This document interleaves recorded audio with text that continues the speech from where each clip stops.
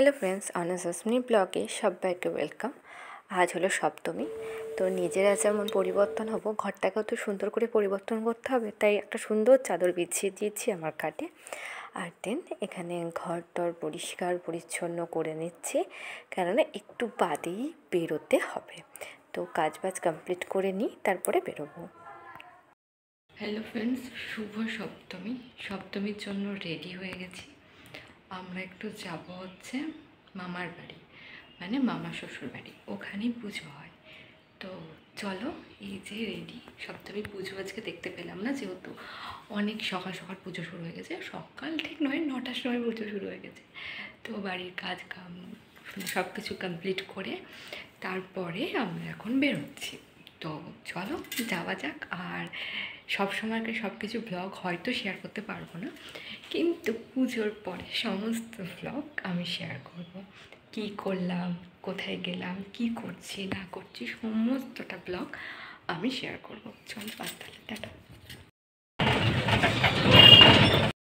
নামানোর অসুবিধা আমি নিয়ে যেতে পারবো, হালকা হালকা থাকতে। তো ফাইনালি পৌঁছলাম আমার বাড়িতে। সপ্তমী সন্ধ্যেতে বেরিয়েছিলাম ঠাকুর দেখতে, তাই সন্ধি পুজো শেয়ার করতে পারিনি। শুভ অষ্টমী। তো অষ্টমী পুজো সকালে পুজো শুরু হয়ে গেছে অলরেডি। এবারে হবে অঞ্জলি, তারপরে সন্ধির জোগাড় জানতি। তো এই যে এই সন্ধি পুজো অলরেডি শুরু হয়ে গেছে। আর এখানে হচ্ছে সন্ধির প্রদীপ জ্বালানো হচ্ছে। যারা সন্ধি পুজো করে তারা প্রদীপ জ্বালিয়েছে। তো তোমরা কারা কারা সন্ধি পুজো করো অবশ্যই কমেন্ট সেকশানে কমেন্ট করো। আর পুজো কার কি কেমন কাটলো সেটাও কমেন্ট করো।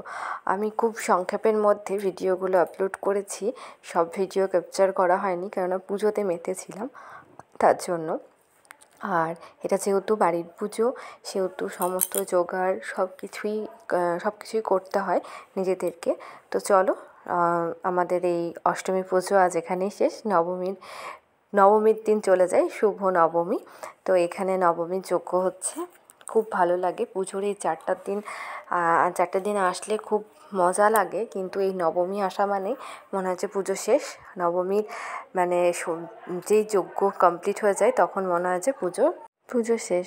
পুজো মানে যে কোনো অনুষ্ঠানই আসবে ভালো, কিন্তু বিশেষ করে এই নবমী মানে দুর্গা পুজোটা আসাটাই ভালো, মানে তাড়াতাড়ি চলে যাওয়াটাই যেন খুব কষ্টের। আর এই যে এখানে নবমীর ভোগ রান্না হচ্ছে। সব ভোগ রান্না করা হয়ে গেল, সব ভোগ রান্না করা হয়ে গেল।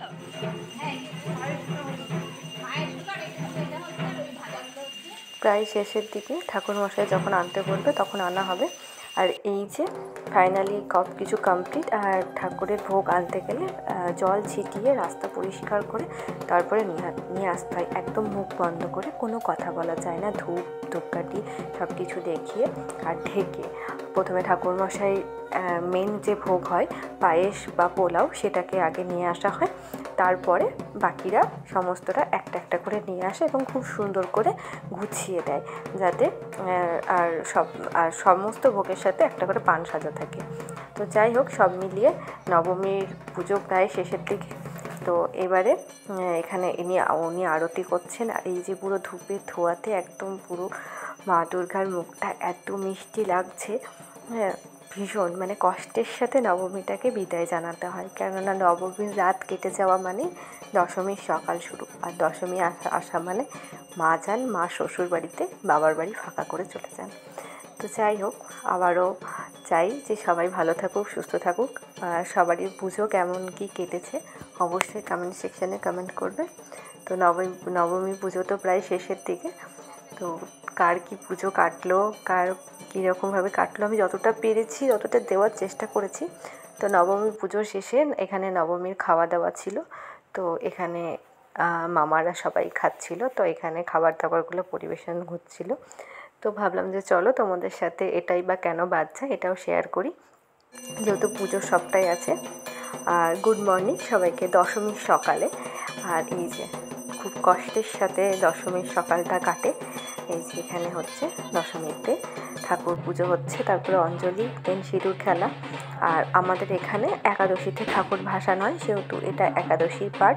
একাদশীতে মাকে বরণ করে নিচ্ছে, তো মাকে বরণ করে নিয়ে তারপরে মায়ের এবার বিদায়ের পালা।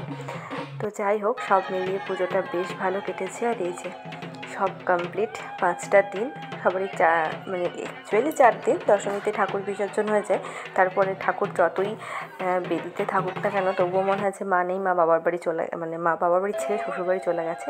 তো ওখান থেকে একদম ডাইরেক্ট ডাক্তারের মধ্যে মাকে দেওয়া হয়েছে, মানে ওঠানো হয়ে গেছে এবং মাকে উলিয়ে নেওয়া হচ্ছে খুই ছিটিয়ে। এরপরে মায়ের যাওয়ার পালা। তো আসছে বছর আবার হবে, 365টা দিনের অপেক্ষা। সবাইকে ভালো রেখো, সঙ্গে আমার বন্ধুদেরও খুব ভালো রেখো। তো এই যে সব প্রথমে মা দুর্গাকে নামানোর পরে লক্ষ্মী, গণেশ, সরস্বতী, কার্তিক সবাইকে একটা একটা করে নামিয়ে নেবে। আর এই যে মায়ের মুখটা এত মিষ্টি লাগছে, তার সাথে আকাশটা খুবই সুন্দর। এই যে এইটা ভীষণ কষ্টের একটা জিনিস, খুব কষ্ট লাগে। যাই হোক, আমার এই ভিডিও কেমন লাগলো অবশ্যই জানিও। চলো তাহলে টাটা, সবাইকে ভালো রেখো মা, আসছে বছর আবার।